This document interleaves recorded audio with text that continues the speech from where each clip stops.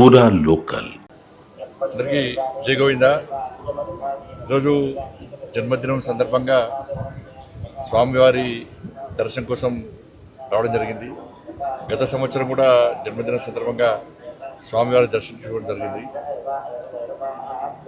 ప్రతి ఒక్కరూ సుఖ సంతోషాలతో ఉండాలని చెప్పి, అందరి కష్టాలు తొలగిపోవాలని చెప్పి, ఒక ప్రశాంతమైన వాతావరణంలో జీవించాలని చెప్పి, ఈ దేశం కోసం, సనాతన ధర్మం కోసం, ఈ సమాజం కోసం అందరూ కలిసికట్టుగా ఉండాలని చెప్పి, ఎవరికి ఏ కష్టం వచ్చినా, ఏ ఆపద వచ్చినా ఈ ధర్మ పరిరక్షలో ఒకరికొకరు చేదోడు వాదోడుగా ఉండాలని చెప్పి, ఆ శక్తిని, సామర్థ్యాన్ని, ఆ ఆలోచనను కల్పించాలని చెప్పి ఆ స్వామివారిని వేడుకోవడం జరిగింది.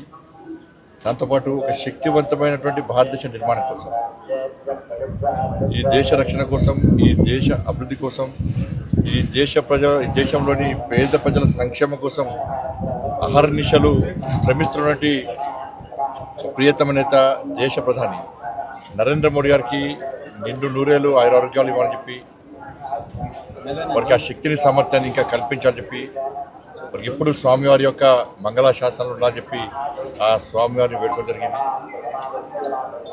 దాంతోపాటు టీటీడీ సంబంధించి మా భానుప్రకాష్ గారు టీటీడీ బోర్డు మెంబర్గా ఉన్నారు. సరే, అనేక అంశాల మీద వారు మొదటి నుంచి కూడా గతంలో భారతీయ జనతా పార్టీ నాయకులు ఉన్నప్పుడు కూడా అనేక సమస్యల మీద ఫైట్ చేసేటువంటి అనుభవం వరకు ఉంది. ప్రశ్నించేటువంటి స్వత్వం మరి ఇప్పుడే వారికి కూడా జరిగింది. నాయుడు గారు కూడా నాకు చాలా దగ్గర మనిషి. వారి బ్లెస్సింగ్స్ కూడా గతం నుంచి ఎప్పుడు కూడా నాకు ఉంటా ఉంటాయి. నేను కూడా రిక్వెస్ట్ చేస్తా ఉన్నాను, ఈ తెలుగు రాష్ట్రాల్లో కనీసం ధూపదీప నైవేద్యానికి నోచుకున్నటువంటి దేవాలయాలను కాపాడుకోవాల్సిన బాధ్యత టీటీడీ మీద ఉంది. దాంతోపాటు అనేక పురాతన దేవాలయాలు ఇవాళ తెలుగు రాష్ట్రాల్లో ఉన్నాయి. కనీసం అభివృద్ధి నడుచుకోవట్లేవు. భక్తుల మాత్రం చాలా పవర్ఫుల్ సెంటిమెంట్ టెంపుల్స్ అవన్నీ కూడా. కానీ ఎలాంటి అభివృద్ధి నోచుకోలేక, నిధులు లేక చాలా ఇబ్బంది పడుతున్న తరంలో వాటిని గుర్తించి ఆ దేవస్థానాలు కూడా సంవత్సరానికి వస్తారు, సంవత్సరానికి 2 సార్లు జాతరలు జరుగుతూ ఉంటాయి, ఉత్సవాలు జరుగుతూ ఉంటాయి, లక్షలాది మంది భక్తులు దర్శించుకుంటారు.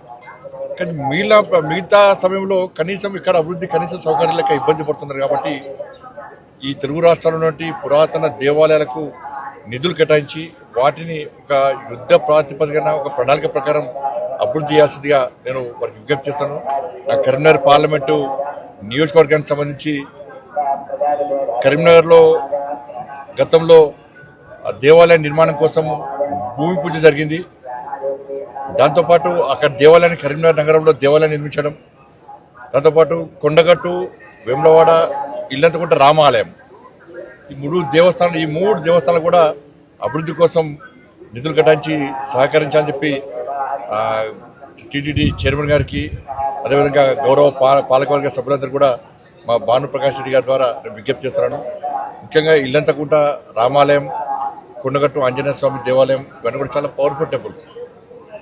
కాబట్టి ఆ నియోజకవర్గంలో ఉన్నటువంటి ఆ దేవాలయాలు కూడా నిధులు కేటాయించి కాపాడాలని మేము కోరుతున్నాం. ఎందుకంటే